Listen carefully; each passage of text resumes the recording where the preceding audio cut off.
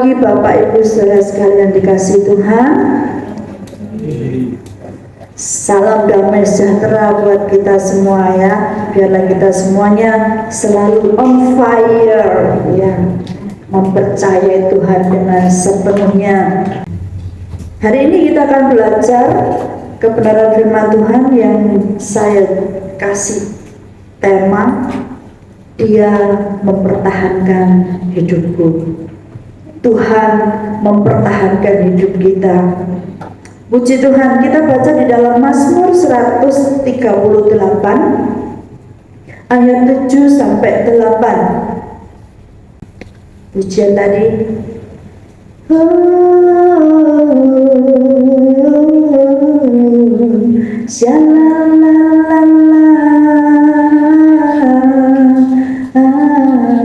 Lagunya kalem tapi enak gitu ya, untuk kita bisa menyanjung Dia, mengucap syukur. Dia menjaga hidup kita. Kau jaga hidupku, melangkah di jalanmu, sampai ku terima mahkota bagi kehidupanku. Puji Tuhan. Yuk kita baca sama-sama Mazmur 138 ayat 7 dan 8. 2, 3. Jika aku berada dalam kesesakan, Engkau mempertahankan hidupku. Terhadap amarah musuhku, Engkau mengulurkan tanganmu, dan tangan kananmu menyelamatkan aku. Tuhan akan menyelesaikannya bagiku. Ya Tuhan, kasih setiamu untuk selama-lamanya. Janganlah kau tinggalkan perbuatan tangan. Ayat ini berisi tentang ucapan syukur Daud atas pertolongan Tuhan.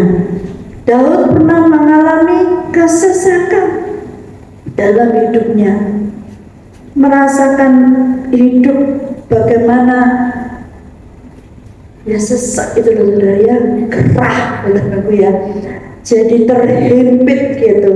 Dan dalam kesesakan itu sang pemazmur merasakan kesetiaan Tuhan yang menepati janjinya untuk memberikan pertolongan. Tuhan mengulurkan tangannya dan menyelamatkan, memberi kelegaan.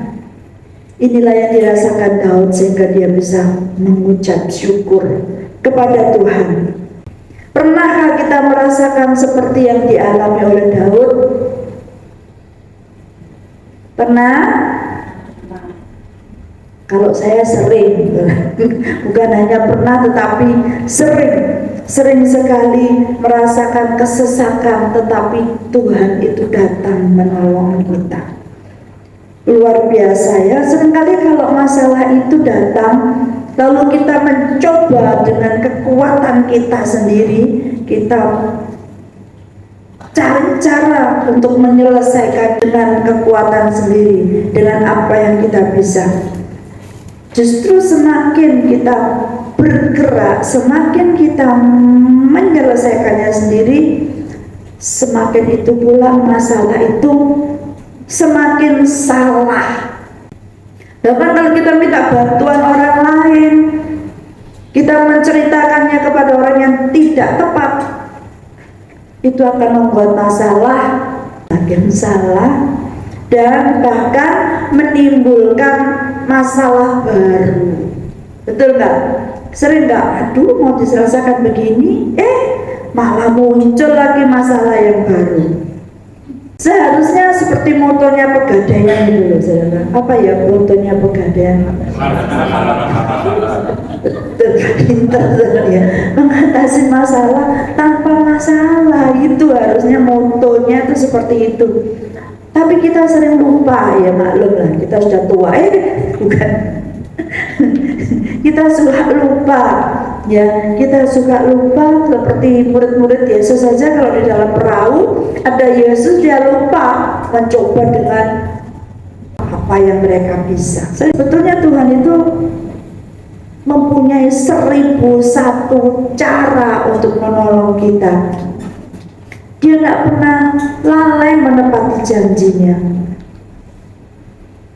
Tetapi kita aja ya tidak peka. Di dalam berhubungan pun seringkali kita tidak peka. Ini teman kita nih kok diem aja, kenapa ya? Harusnya kita tahu, oh ada masalah. Orang sudah suntuk, pikirannya suntuk, digarain, maka akan meledaklah kemarahannya. Gitu. Saya akhir-akhir itu suka nonton itu loh, lucu nih, nontonnya drama, nggak tahu drama Korea atau drama Cina, saya nggak tahu. Judulnya tuh Go Squid kalau nggak salah gitu. Pertama tuh saya pengen tahu kayak apa sih, kok teman-teman saya itu sering membicarakannya. Akhirnya saya mencoba lihat dan benar ternyata bagus, ceritanya tuh bagus gitu. Saya mengambil ininya ya, mengambil ya apa yang inti yang dia mau sampaikan. Dari semua cerita itu, kalau ada orang yang gagal, tapi kemudian dia akan bangkit kembali dengan cara mungkin dia sudah tidak bisa lagi, tetapi membangkitkan yang lain. Itu tujuan hidup yang mulia ya. Meskipun dia sendiri udah nggak mungkin lagi bisa bertarung, tetapi dia membangkitkan yang lain. Terus selalu berhubungan antara kalau pacaran itu seperti apa, terus selalu memberikan yang terbaik. Jadi maksudnya gini, yang si pria ini ingin memberi yang terbaik untuk yang wanita juga ingin memberi yang terbaik. Jadi nggak ada yang namanya perselisihan. Sebetulnya menyelesaikan masalah itu gampang. Saya bilang, iya ya gampang sekali. Kalau ada masalah muncul, maka dengan adanya pengampunan, dengan adanya kasih, itu menyelesaikan masalah. Selesai. Nggak panjang lebar lagi. Kenapa? Begitu yang satunya udah melakukan kesalahan, satunya bukannya terus mau blow up kesalahan itu, tetapi justru dia bilang, nggak apa-apa, aku yang salah. Aku tadi yang begini-begini, aku tetap kagum sama kamu karena begini-begini. Mencari sisi kelebihannya. Gak ada akhirnya masalahnya selesai. Yang satunya juga begitu, maafkan aku ya, maaf ini. Selesai, saudara. Ya itu yang seringkali kita lupa. Kita tuh sukanya ingat-ingat, padahal kita pelupa. Tapi yang diingat-ingat itu kesalahan orang. Inginnya itu kamu tuh harusnya begini sama aku. Harusnya tuh kamu begini, tetapi kamu begitu. Yang satu bilang, loh kamu begitu, harusnya kamu begini. Nah, gak selesai ya. Jadi kita nih harus menempatkan diri dengan benar. Sebagai anak-anak Tuhan, kita jangan suka cari masalah deh. Ya, pertengkaran itu seperti membuka keran air, katanya firman Tuhan. Tidak ada selesainya. Tuhan. Nah, sebetulnya Tuhan tuh punya cara untuk menyelesaikan setiap persoalan kita. Tetapi kita juga harus tahu caranya. Kita harus tahu caranya. Kenapa? Coba kita buka dulu dalam Lukas 19 ayat 26. Ini harus kita tahu. Ini sempat saya tanyakan juga ke Kak Erna, artinya apa sih ayat ini? Saya renungkan, saya pikir-pikir gitu ya. Tapi ini selalu muncul di hati saya gitu. Lukas 19 ayat 26. Ayo kita baca bersama-sama. 2, 3. Jawabnya, aku berkata kepadamu, setiap orang yang mempunyai kepadanya akan diberi, tetapi siapa yang tidak mempunyai daripadanya akan diambil juga apa yang ada padanya. Setiap orang yang mempunyai, kepadanya akan diberi. Tapi kalau nggak punya, daripadanya akan diambil juga apa yang ada padanya. Jadi ini berbicara tentang talenta. Ya, ternyata berbicara tentang talenta. Setiap kita itu diberi talenta oleh Tuhan.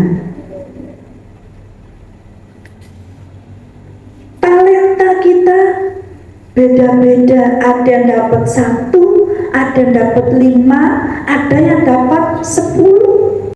Tapi Tuhan yang mempercayakan kepada kita sesuai dengan kemampuan kita. Tuhan itu nggak ngawur, Tuhan itu nggak pernah ngawur.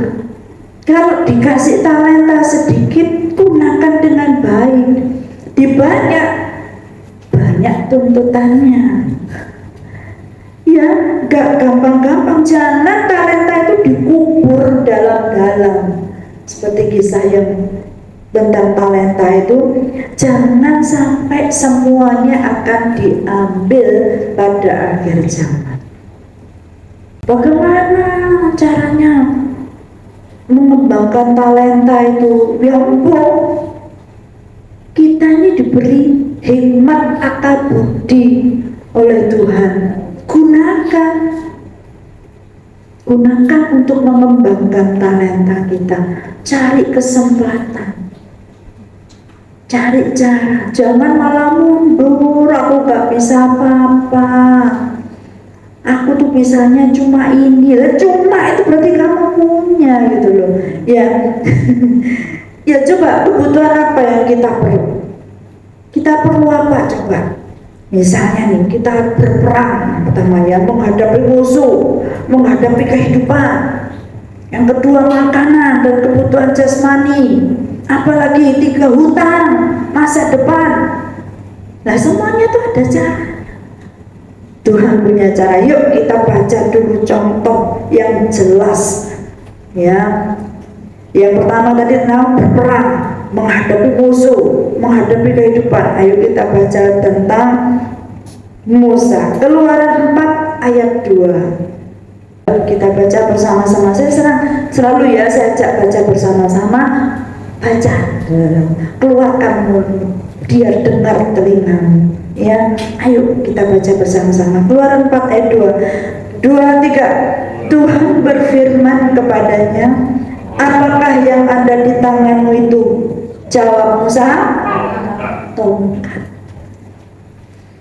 Seperti kita ketahui, Musa itu dipakai Tuhan, dipanggil Tuhan, pilih Tuhan untuk apa? Membawa umatnya dari Mesir menuju ke tanah Kanaan. Namun Musa berdalih ketika dipanggil Tuhan. Dia bilang, Tuhan, aku loh gak bisa apa-apa. Bahkan public speaking saya ini bad, jelek. Tuhan, saya juga bisa ngomong, gak bisa apa-apa.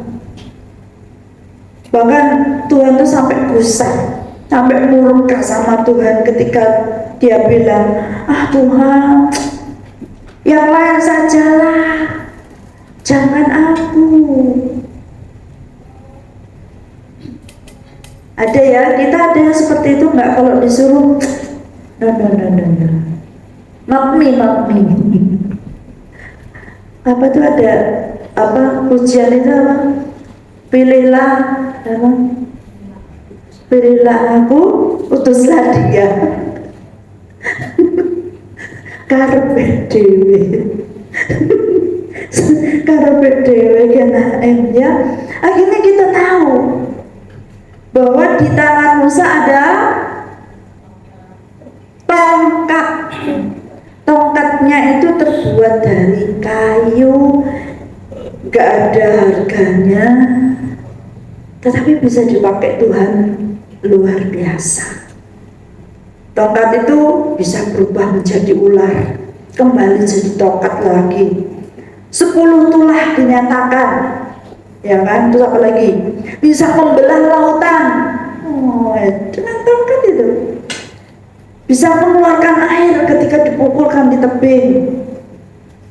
Terus ketika diangkat, membawa kemenangan untuk bangsa Israel untuk berperang. Tongkat terbuat dari kayu, nggak ada harganya karena dibuat tekan, tapi bisa menjadi luar biasa ketika di tangan Tuhan. Saudara, itu Tuhan selalu tanya, apa yang ada di tanganmu? Ya kan? Punya tongkat, pakai untuk memuliakan Tuhan. Pakai, dipakai juga oleh Tuhan untuk menolong kita, ya. Nah, sekarang masalah apa lagi? Yang kedua tadi, urusan perut, biaya hidup misalnya. Ayo kita lihat contoh yang kedua, Markus 6 ayat 36 sampai 38. Ini firman Tuhan, tentunya sudah pernah kita baca semuanya, tapi kita diingatkan kembali, reminder. Saya pun seperti itu, harus pernah baca, harus tahu. Tapi ketika kita baca lagi, oh iya ya, gitu ya. Yuk baca lagi. Markus 6 ayat 36 sampai 38. 2, 3. Suruhlah mereka pergi supaya mereka dapat membeli makanan di desa-desa dan di kampung-kampung di sekitar ini. Tetapi jawabnya, kamu harus memberi mereka makan. Kata mereka kepadanya, jadi haruskah kami membeli roti seharga 200 dinar untuk memberi mereka makanan? Tetapi ia berkata kepada mereka, berapa banyak roti yang ada padamu? Cobalah periksa. Sesudah memeriksanya, mereka berkata, 5 roti dan 2 ikan. Suruh mereka pergi cari makanan. Enggak, Tuhan bilang, kamu yang harus memberi mereka makan. Uyangnya apa caranya Tuhan? Lalu Tuhan tanya, apa yang ada padamu? Urusan perut pun Tuhan memperdulikan. Tuhan tidak hanya menyembuhkan orang sakit, tidak hanya menyampaikan Injil Kerajaan Allah, tapi juga urusan perut kita itu diperhatikan oleh Tuhan. Apa yang kamu punya? Oh, cuma tak punya anak kecil yang bawa bekal, tak berharga, cuma 5 dan 2 ikan. Tapi ketika di tangan Tuhan Yesus, ketika kita berjalan mempercayai Dia, bisa lebih, ada lebihnya saudara. 12 bakul, itu luar biasa. Ini contoh nyata yang bukan hanya sekedar dongeng. Makanya Yesus selalu diikuti oleh orang banyak itu. Kita tahu bahwa meskipun sedikit, tapi diberkati Tuhan. Ya, artinya Tuhan Yesus itu sangat sayang pada kita. Kalau kita mempercayai Dia, sayangnya, aku percaya kepadamu, ampuni aku tidak percaya ini. Percaya tapi tidak percaya gitu loh, ragu-ragu mau melangkah. Percayalah gitu ya. Apalagi yang ketiga tadi, hutang. Misalnya kita masih punya hutang, apa yang perlu kita takutkan? Yuk kita baca lagi 2 Raja-Raja 4 ayat 2 sampai 7. 2 Raja-Raja 4 ayat 2 sampai 7. 2, 3. Jawab Elisa kepadanya, apakah yang dapat kuperbuat bagimu? Beritahukanlah kepadaku apa-apa yang kau punya di rumah. Berkatalah perempuan itu, hambamu ini tidak punya sesuatu apapun di rumah kecuali sebuah buli-buli berisi minyak. Lalu berkatalah Elisa, pergilah, mintalah bejana-bejana dari luar daripada segala tetanggamu, bejana-bejana kosong, tetapi jangan terlalu sedikit. Kemudian masuklah, tutuplah pintu sesudah engkau dan anak-anakmu masuk. Lalu tuanglah minyak itu ke dalam segala bejana. Mana yang penuh, angkatlah. Pergilah perempuan itu daripadanya, ditutupnyalah pintu sesudah ia dan anak-anaknya masuk. Dan anak-anaknya mendekatkan bejana-bejana kepadanya, sedang ia terus menuang. Ketika bejana-bejana itu sudah penuh, berkatalah perempuan itu kepada anaknya, dekatkanlah kepadaku sebuah bejana lagi. Tetapi jawabnya kepada ibunya, tidak ada lagi bejana. Lalu berhentilah minyak itu mengalir.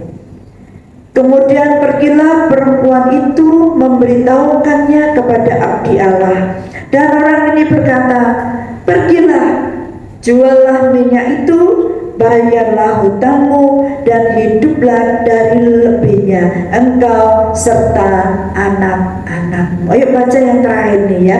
Mulai kemudian pergilah. Ayo kita baca semua. Kok saya tidak mendengar suaranya? 2, 3. Kemudian pergilah perempuan itu memberitahukannya kepada abdi Allah, dan orang ini berkata, pergilah, jualah minyak itu, bayarlah hutangmu, dan hiduplah dari lebihnya engkau serta anak-anakmu. Puji Tuhan, saudaraku ya. Apa yang kamu punya? Kembali di situ lagi. Kembali ke situ lagi. Punya minyak sedikit, tapi punya kan? Tapi punya. Sebab itu dari yang kita punya, Tuhan bisa kerjakan sesuatu yang luar biasa, asalkan kita percaya. Jangan ragu-ragu. Bisa dijual untuk bayar hutang. Masih ada lebih buat kamu dan anak-anakmu. Ini harus kita pegang. Ini contoh nyata yang bukan sekedar dongeng. Dari ketiga contoh ini, apa yang membuat kita takut menghadapi kehidupan? Apa yang membuat kita khawatir mengikut Tuhan? Kebangetan, saudara. Kalau kita tetap merasa takut, khawatir menghadapi masalah, itu sangat mengecewakan Tuhan. Kita nggak percaya sama Tuhan. Tahu kebangetan tuh. Nemen ya. Saya tuh kadang juga, kami menghadapi masalah sama saja itu. Sekali waktu Pak Kepala ini kan sekarang matanya ini agak kurang terang gitu, yang di sebelah kiri mungkin masih diobservasi. Kabarnya sudah ke dokter dan mau ditetesi mata, tapi nanti setelah itu jadi kabur selama 6 jam. Tadi nyetir sendiri ke sini, iya katanya, wah nggak bisa Pak, istrinya nggak bisa. Ya kami pulang lagi, ketawa nggak apa-apa itu. Nah, karena mata ini dia nyetir mobil pernah mau cukur rambut nih, potong rambut. Mobilnya tuh bannya tuh bisa nyemplung ke sungai. Yang sebelah kiri depan itu nyemplung ke got itu, pecah bannya itu. Oh bingung, dia pasti bingung, telepon saya, ini banku ini pecah gimana nih, tenang, saya panggil Kak Singgi, tolong papa gitu, kenapa Ma? Bannya pecah. Oke, selesai, bisa ini. Alah saudaraku, 2 hari kemudian banyak udah diganti baru nih, sudah diganti baru. 2 hari kemudian kami tuh pergi ini manten di Palimanan di Citraland itu. Nah di situ itu ada trotoar rendah gitu. Nah ketika mau belok, mungkin karena matanya yang kiri ini kurang terang sehingga trotoar tabrak lagi, pecah lagi. Pecah lagi. Waduh, mimpi apa kita? Bingung kan? Cari yang tukang ban yang lama nggak ini lagi. Wah gimana ini men? Jadi kita berdua tuh ketawa. Tenang. Saya coba telepon kakak saya yang tinggal di Citraland. Dia bilang, saya lagi nggak di rumah, tapi dia kasih solusi.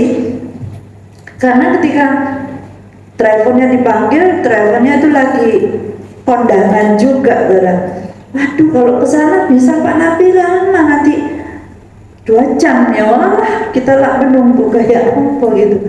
Akhirnya ketika kakak saya bilang, coba minta tolong satpam aja, satpamnya Palimanan. Oh iya ya, oke, terus dia cari satpam, selesai, semua masalah ada solusinya. Kalau kita bingung, geru-geru, nangis, bisa nggak selesai? Nggak bisa. Nah, nggak mari-mari. Tambah subuh, pulang jalan kaki. Ya, itu masalah tetap kita hadapi. Tapi kita harus tenang, percaya sama Tuhan. Kita lihat dulu ya videonya, Ria sudah saya kirim ya. Kita lihat video ya biar kita bisa ketawa dikit gitu.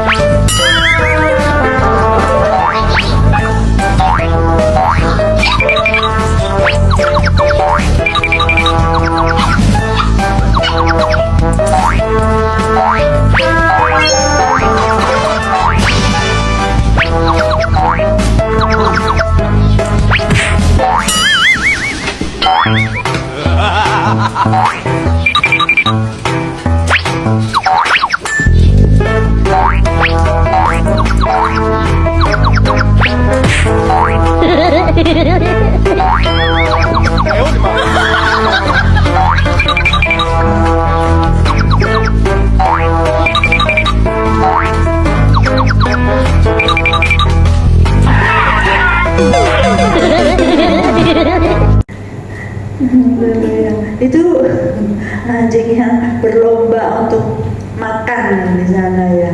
Nah, untuk mencapai ke tempat makan itu dipersulit gitu ya. Dia harus melewati ini, sudah hati-hati, sudah hampir sampai, dicekel sama temannya. Sudah sampai, jatuh. Sudah sampai lagi dicekel sama temannya mendahului, dia jatuh, temannya jatuh juga. Pokoknya seru. Tapi ini kan nyata ya, nyata loh ini, bener loh ini, bukan sekedar dibuat, itu bener dibuat di video seperti itu. Saudara, seperti itulah kehidupan kita juga ya. Kita ini berlomba menuju surga. menuju ke tanah yang dijanjikan itu, langit yang baru dan bumi yang baru. Tapi kita diberi kesempatan untuk berlari menuju tujuan, memperoleh mahkota kehidupan. Banyak sekali tapi yang menghambat kita, teman-teman kita mungkin sudah sejalan tapi jatuh bersama. Udah nyampe, hampir sampai, maksudnya hampir sampai, jatuh juga. Sulit ya. Sulit tapi asik gitu ya. Seru ya. Mau tidak mau, suka tidak suka, kita memang sedang diperhadapkan dengan hal itu. Kita mau ke surga, ya seperti itu. Semua orang, bukan hanya kita, semua orang, baik yang anak Tuhan maupun yang bukan anak Tuhan. Tetapi tujuan anak Tuhan lebih jelas, bukan geran yang jelas tujuannya. Tapi bagaimanapun juga Tuhan bilang kita harus berlomba dalam perlombaan iman. Kembali saya bilang, mau tidak mau, suka tidak suka, memang begitu. Saudaraku, saya ingat waktu main dance ya, waktu pernah disinggung sama Pak Gembala. Waduh, saya lihat itu capek. Saya lihat aja rasanya ya ampun gitu.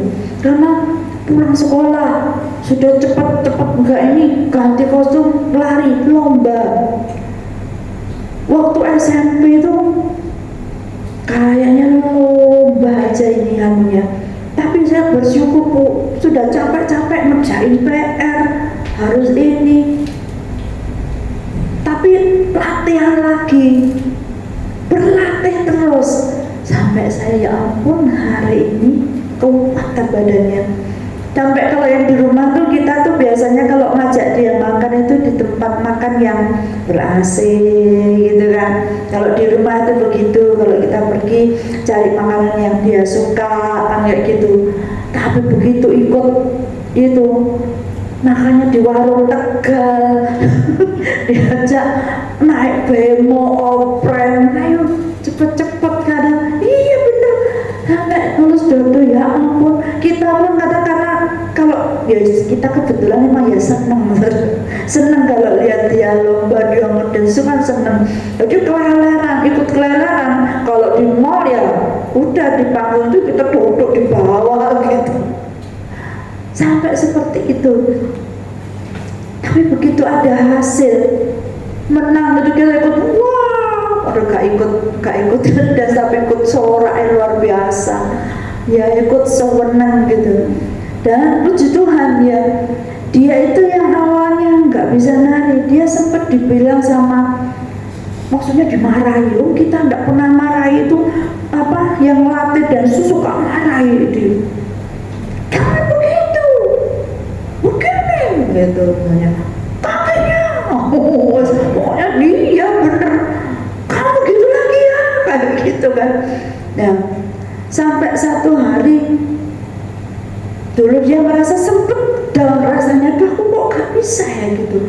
Tapi di rumahmu dia latihan terus, luar biasa, bersemangat. Nah, tetap gak mau kalau misalnya dia dimarahi, kan cerita sama kita kan, dia tuh bilang nanti mama tak ngomong ya sama, jangan, dia bilang jangan katanya, nanti aku lagi yang kena kena imbasnya gitu. Sampai satu saat dia mendengar apa yang pelatihnya ini bilang sama anak yang baru, dia bilang kamu lihat Monica katanya. Ya kak, dia tuh dulu paling gak bisa, paling jelek itu dia katanya gitu. Tapi kamu lihat sekarang katanya,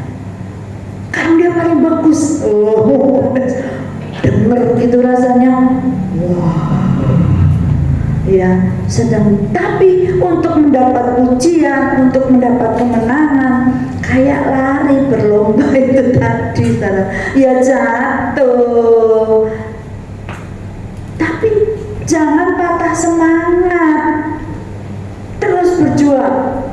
Bagi setelah kemudian itu di SMP bisa mendapat piala berapa ya, 37 piala kalau nggak salah, menang terus wes.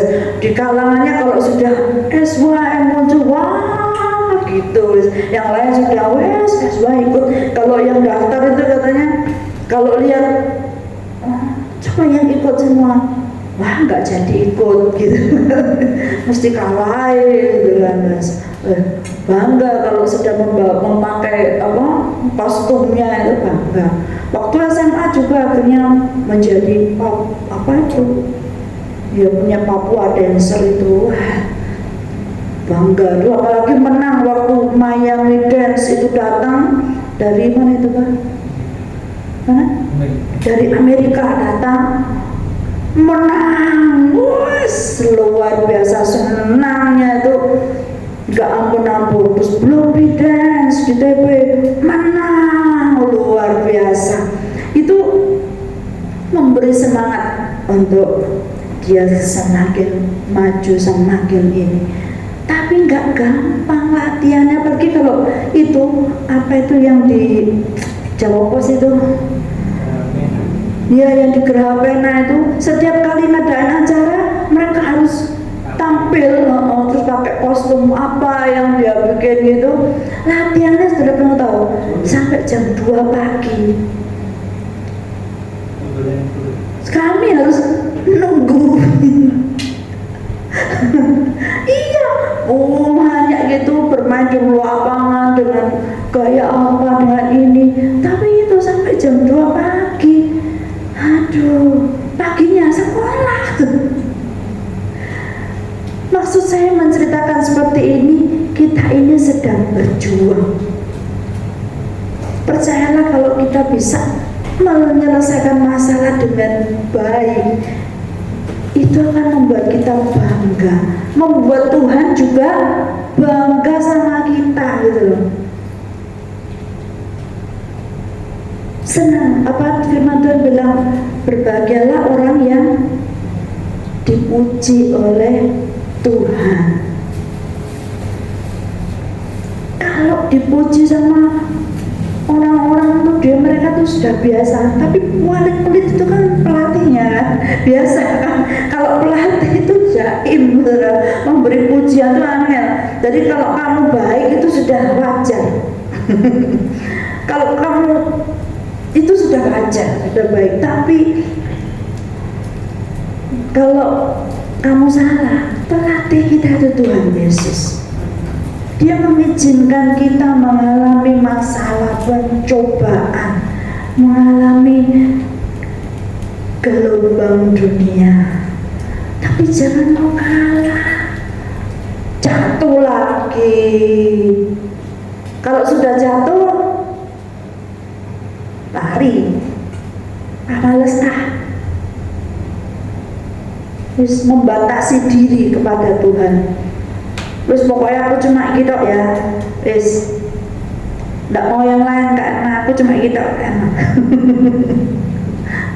Aku nggak bisa, aku banyak tugas, aku banyak ini, nggak mau. Berjuang, membuat perjuangan kita untuk menyenangkan hati Tuhan. Jangan minta upah terus ya saudaraku. Upahnya sudah dikasih Tuhan di awal.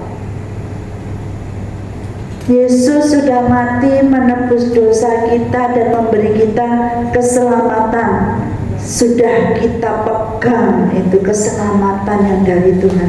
Tugas kita hanyalah berjalan terus mengikut Tuhan dengan takut dan gentar. Jangan menyedihkan hatinya Tuhan. Tuhan itu sayang banget sama kita, dijaga benar sama Tuhan. Loh kok jatuh loh? Kok jatuh lagi? Karena Tuhan ingin melihat kita menguji iman kita. Tuhan itu suka ketawa, saudaraku. Suka ketawa Tuhan itu. Kok gak percaya?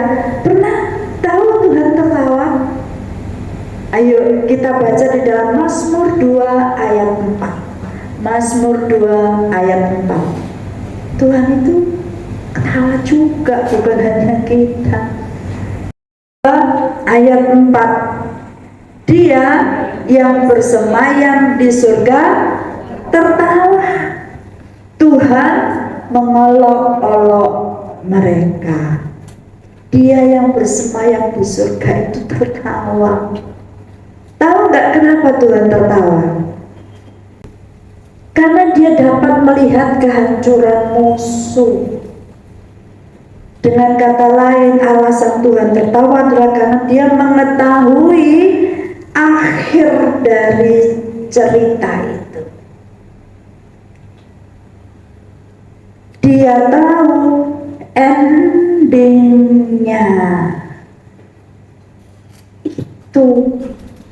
Jadi karena dia sudah tahu, seperti kita ini sudah saya sering kali katakan, Kak Erna sudah sering katakan, kita ini disetting menjadi pemenang, bahkan lebih daripada pemenang. Karena kita sudah tahu endingnya, maka kalau kita masih mengalami banyak masalah dan persoalan dan kok gak selesai-selesai, itu belum ending, belum selesai. Cerita kita ini belum selesai. Tuhan itu punya hati itu yang mengasihi. Yang penting Tuhan itu bilang dia itu setia. Kita setia enggak ya? Mazmur 85 ayat 10. Kalau kita punya kasih, itu harus dibarengi dengan yang namanya setia. Kasih itu berbarengan dengan kesetiaan. Coba kita baca Mazmur 85 ayat 10. Kasih dan kesetiaan akan bertemu, keadilan dan damai sejahtera akan bercium-ciuman. Dibuat sedemikian rupa kalimatnya supaya itu kita ngerti, paham, kasih dan kesetiaan akan bertemu dan tidak terpisahkan. Orang kalau memiliki kasih, dia harus setia.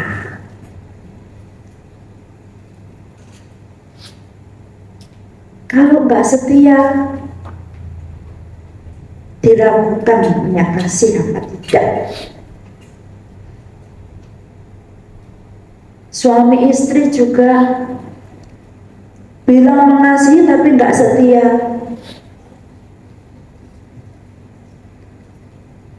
Bertemu, bahkan dikatakan keadilan dan damai sejahtera akan bercium-ciuman. Luar biasa saudara kasih Tuhan. Jadi biarlah kita itu ngerti benar, percayanya itu penuh, gak setengah-setengah. Urusan apapun juga percayalah pada Tuhan. Pakai talenta yang kita punya. Apa yang aku punya aku gunakan, baik untuk melayani Tuhan, baik untuk kehidupan sehari-hari. Tuhan sudah berikan untuk kita, ada di tangan kita. Tinggal kita mau pakai enggak, gunakan enggak, atau kita kubur dalam-dalam.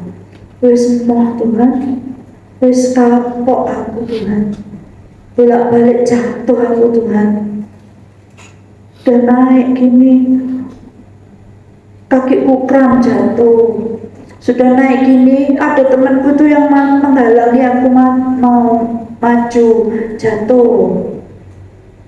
Sudah di tengah-tengah, ternyata jalannya itu cuma 2 gini, kakiku bleset, jatuh seperti anjing tadi itu. sudah hampir sampai, sudah susah-susah, yalah, jatuh juga, terus kapok-kapok. Jangan sampai kita kapok. Percayalah bahwa apapun yang terjadi dalam hidup kita itu semuanya atas seizin Tuhan. Kalau Tuhan mengizinkan kita mengalaminya, percayalah itu yang terbaik. Masuk kecelakaan kok terbaik? Saya bilang sama suami, aduh kok ini lagi ya, ya kita dihindarkan dari persoalan yang lebih besar. Mungkin kalau nggak ini bisa nabrak orang mati ya, bisa jadi kan. Kita nggak tahu apa yang akan terjadi. Percayalah itu, apapun pokoknya yang kita alami itu diizinkan Tuhan. Kita ngomong sama Tuhan, Tuhan kasih jalan keluar. Saya sering mengumpamakan begini loh, kenapa ya saya sudah melayani Tuhan sungguh-sungguh, saya sudah berdoa, saya sudah mengucap syukur, saya sudah semuanya, kenapa saya kadang diizinkan Tuhan itu gak bisa bergerak, saya gak bisa apa-apa nih. Misalnya bisnis saya nih kok macet, atau skripsi saya nih kok nggak selesai-selesai. Kenapa? Saya mengumpamakan itu seperti ini.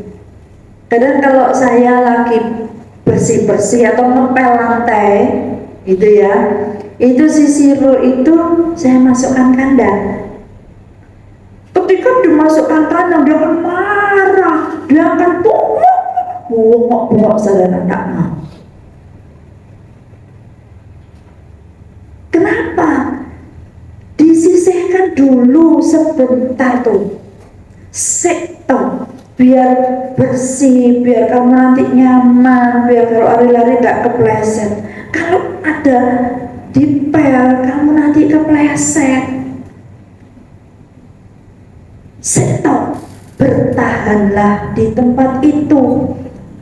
Tapi teriak kalau bisa pun mau keluar kan. Seperti kita persis.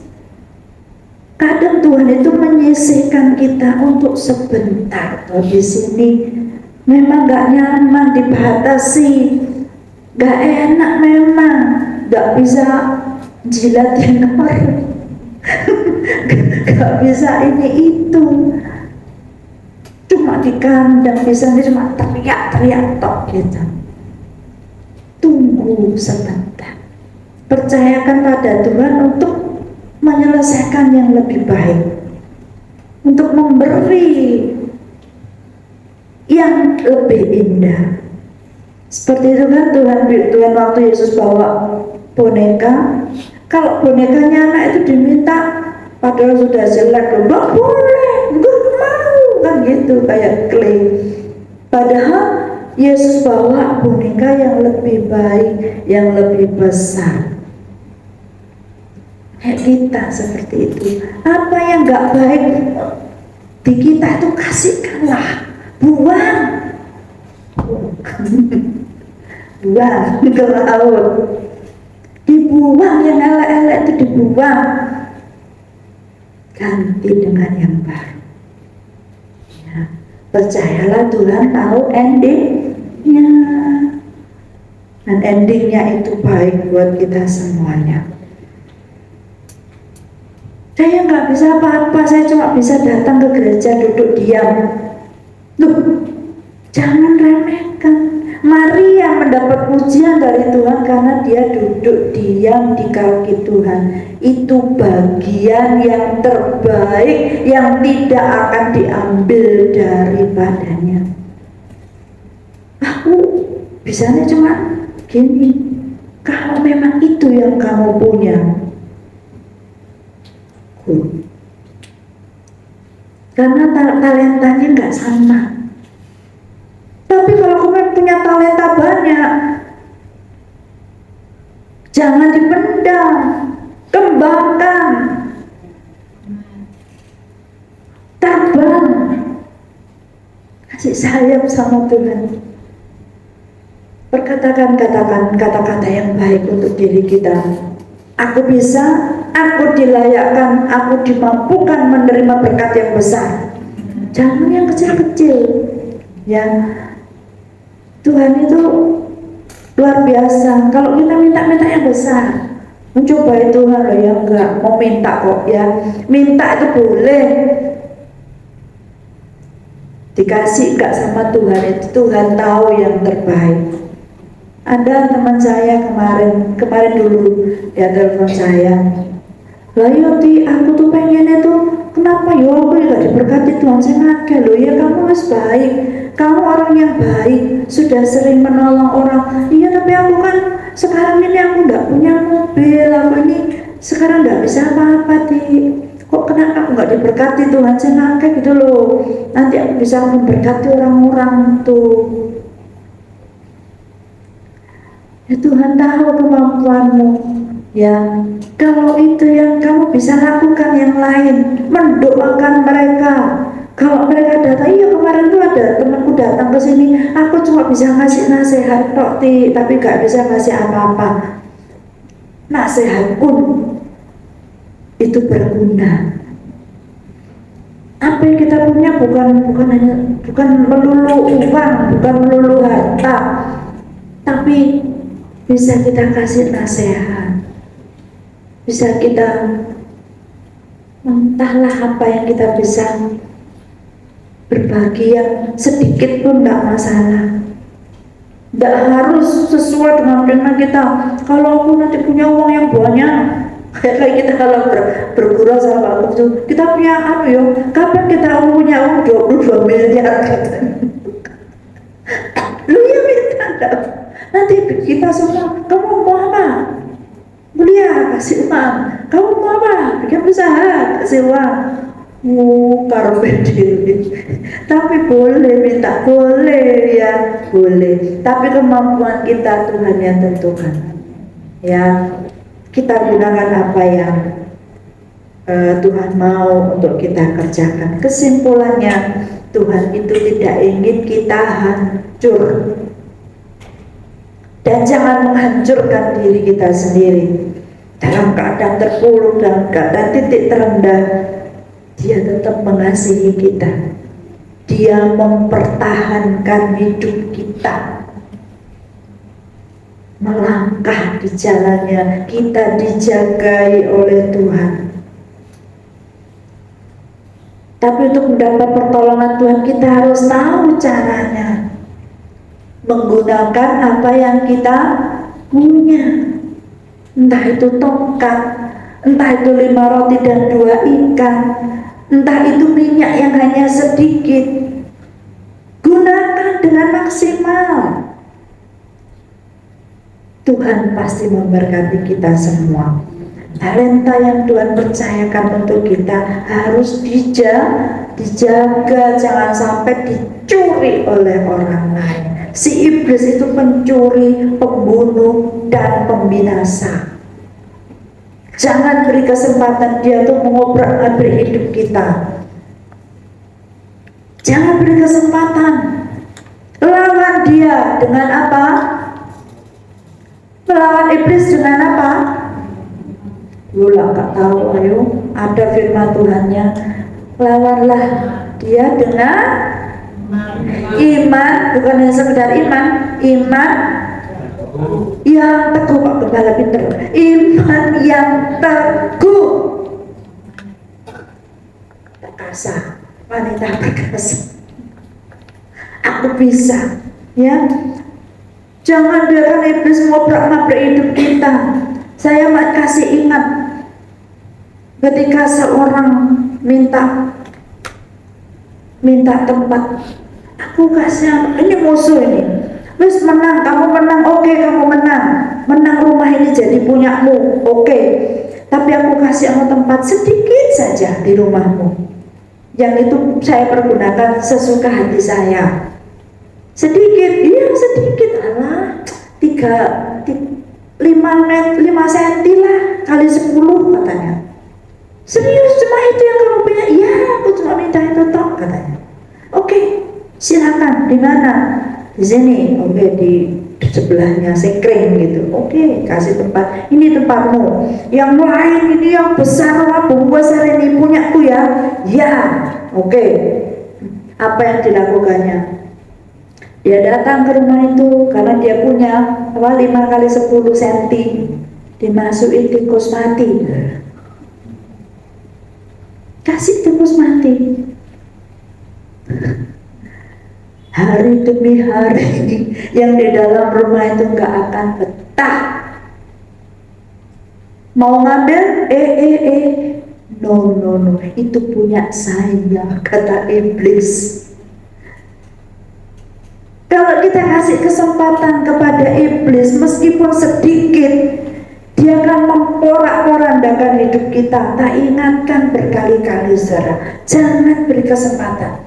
Meskipun hanya sedikit, dia bisa gunakan itu untuk membuat kita tidak betah. Coba saja di gerejanya dan bangkai tikus. Orang gak akan betah di sini pakai masker semua. Gak bisa. Iblis itu gak bisa dikasih hati. Jangan kasih hati sama iblis. Dia akan memporak-porandakan hidup kita. Biarlah apa yang kita dengar saat ini akan membuat kita itu semakin cinta kepada Tuhan, semakin mengasihi Tuhan. Percayalah bahwa Tuhan Yesus itu baik. Kita tidak ikut-ikutan kayak orang Mekah, semua akan kembali kepadamu. Kita mempercayai Tuhan itu apa? Siapa menabur, dia akan menuai. Taburlah kebaikan. Bersyukurlah kepada Tuhan untuk apapun yang terjadi dalam hidup kita. Katakan, aku mampu, aku bisa, aku tidak berhenti sampai di sini.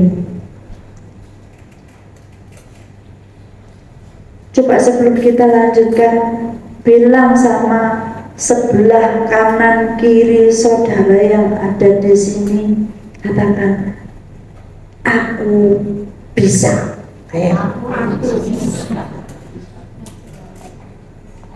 Aku mampu. Aku dimampukan.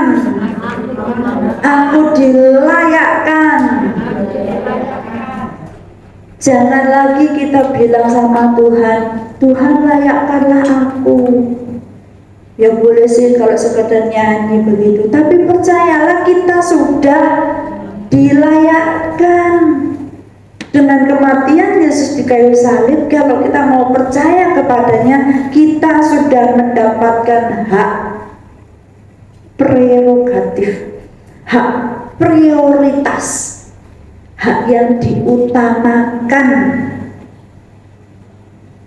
Ngerti ya? Kalau diutamakan itu pasti yang lain disingkirkan karena diutamakan. Anakku ini mau lewat.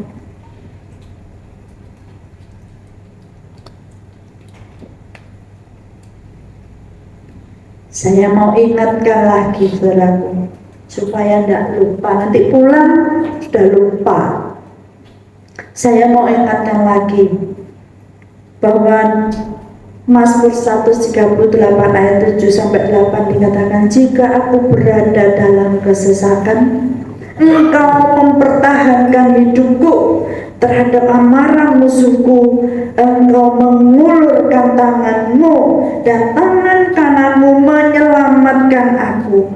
Tuhan akan menyelesaikannya bagimu. Ya Tuhan, kasih setiamu untuk selama-lamanya. Janganlah kau tinggalkan perbuatan tanganmu. Itu punya Daud yang mengatakan seperti itu, karena itu temanya adalah dia menyelamatkan hidup kita, ya. Dia menyelamatkan hidupku. Kalau kita terpuruk, kalau kita merasa sesak, kalau masalah yang kita hadapi itu kita berjuang dengan kemampuan kita sendiri, kita akan kecewa, kamu akan kalah, bahkan masalah itu akan semakin salah. Terus masalah itu juga akan menimbulkan masalah baru. Ingat motonya Pegadaian apa tadi? Mengatasi masalah tanpa masalah, yaitu datang pada Tuhan. Tuhan pasti akan menolong kita, tapi kita harus punya cara. Caranya apa tadi? Kalau kita menghadapi peperangan, kita menghadapi masa depan, seperti Musa bilang, Tuhan bilang apa yang ada padamu, di tanganmu ada apa? Tongkat. Tongkat bisa membelah lautan, tongkat bisa mengeluarkan air ketika dipukulkan, tongkat bisa menjadi ular, tongkat bisa menang waktu diangkat, memberi kemenangan. Tongkat itu yang tidak berguna itu bisa dipakai Tuhan untuk melakukan hal yang besar, menghadapi lawan, menghadapi musuh, menghadapi iblis. Ya, terus itu kalau itu menghadapi seperti kebutuhan apa lagi? Makanan dan kebutuhan jasmani. Tuhan Yesus apa? 5 roti dan 2 ikan. Apa yang ada padamu? Hanya, tetapi bisa menjadi besar dan ada lebihnya. Apalagi tadi yang ketiga, hutang masa depan. Tuhan bilang apa? Minyak itu jualah, bayarlah hutangmu. Seringkali kita tuh lupa kalau sudah punya uang nggak bayar utang. Tuhan bilang kalau jualah, bayarlah hutangmu, terus masih ada lebihnya buat kamu dan anak-anakmu. Nah, jadi kalau Tuhan Yesus itu memperlakukan kita seperti itu, tidak ada lagi yang bisa membuat kita takut ataupun khawatir. Ya, sudah nggak ada lagi yang bisa membuat kita bingung dan cemas akan masa depan. Artinya Tuhan Yesus juga memperhatikan perut kita, persoalan kita, masalah kita, seperti tadi video tadi, anjing yang berlomba-lomba untuk mendapatkan makanan. Ketika kita sudah tahu itu semua, kita bisa tertawa. Seperti Tuhan Yesus juga tertawa. Tuhan bilang apa? Dia yang bersemayam di surga tertawa. Tuhan mengolok-olok mereka. Kenapa Tuhan tertawa? Karena apa? Karena Tuhan tahu endingnya. Endingnya adalah kemenangan. Karena itu kita bisa tertawa. Kita bisa tertawa karena Tuhan bisa melihat kehancuran musuh. Karena Tuhan bisa tahu bahwa kita itu anak-anak yang dikasihinya. Karena Dia mengetahui akhir dari ceritanya. Nah, kalau sekarang masih menghadapi masalah, masih susah, masih sulit, masih banyak utang, kenapa? Karena belum ending, ceritanya belum selesai. Tunggulah, Tuhan akan menyelesaikan semuanya. Amin. Amin. Kesetiaan dan kasih itu akan bertemu. Jangan lupa, kita harus setia. Dimanapun kita berada, kesetiaan itu diperlukan, saudara. Kalau kita tidak setia itu sudah apa? Hambar. Hubungan kita tuh hambar karena nggak setia. Kita jadi takut dengan yang lain, ya, takut dengan musuh. Kita tidak bisa menyikapi kegagalan dengan baik di masa lalu, ya. Biarlah Tuhan tidak ingin kita hancur. Saya mengundang semua pemain musik dan WL sehingga maju ke depan. Tuhan tidak ingin kita hancur dalam keadaan terpuruk di titik terendah. Dia tetap mengasihi kita. Dia mempertahankan hidup kita. Oleh sebab itu talenta yang Tuhan berikan harus dijaga baik-baik, jangan dikubur dalam-dalam. Gunakan, dipercantik, diperindah, diasah dan dikembangkan. Karena dari talenta itu Tuhan akan berkarya dalam hidup kita. Pilih bagian yang terbaik. Duduk diam di kaki Tuhan, berikan waktu, tenaga, apapun yang kita punya untuk Dia yang begitu mengasihi kita. Haleluya. Ayo saya undang semua bangkit berdiri bersama-sama.